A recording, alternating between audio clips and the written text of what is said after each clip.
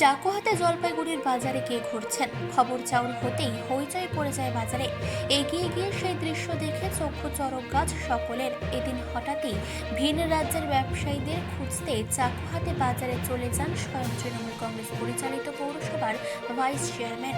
শুক্রবার এই দৃশ্য দেখে চোখ কপালে উঠেছে বাজারে ক্রেতা বিক্রেতাদের। জলপাইগুড়ির বাজারকে ভিন রাজ্যের ব্যবসায়ীদের থেকে দখলমুক্ত করতেই পৌরসভার এই বিশেষ অভিযান।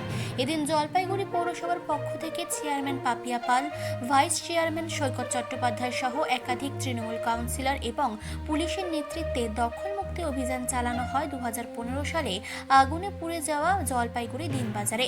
আগুনে বাজার পুড়ে যাওয়ার পর নতুন ভবনে পরিকাঠামো সম্পূর্ণ হয়নি, তাই অনেক ব্যবসায়ী দোকানের সামনে ত্রিপল টাঙিয়ে ব্যবসা করেন, আর যার কারণেই বাজারের বিভিন্ন অংশে নিত্যদিন অযথা ভিড় এবং যানজটের সৃষ্টি হয়। তবে এদিন খালি হাতে অভিযান চালাননি তিনি। এদিন জলপাইগুড়ির বাজারে চাকু হাতে এই অভিযান চালিয়েছেন তিনি।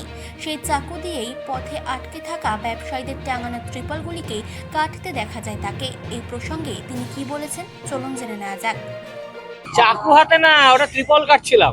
ঠিক আছে, ঘটনাটা হচ্ছে যে যদি যখন সাধারণ যারা ব্যবসায়ীরা, আমার কাছে ছবি আছে যে এই রাজ্যের বাসিন্দাই না, ভোটার কার্ড নেই, আধার কার্ড নেই, আমি আপনাদের ছবি দেখাচ্ছি, আমি ছবিগুলো তুললাম।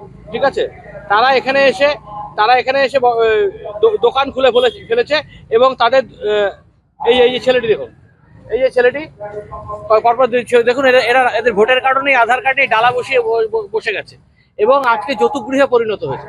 এবার পৌরসভার ভাইস চেয়ারম্যানের উদ্যোগে ভিন রাজ্যের ব্যবসায়ীরা জলপাইগুড়ির বাজার থেকে পাত্তারি গোটান কিনা এখন সেটাই দেখার। মানসী বসুর রিপোর্ট, চেতনা বার্তা, জেগে থাকে জাগিয়ে রাখে।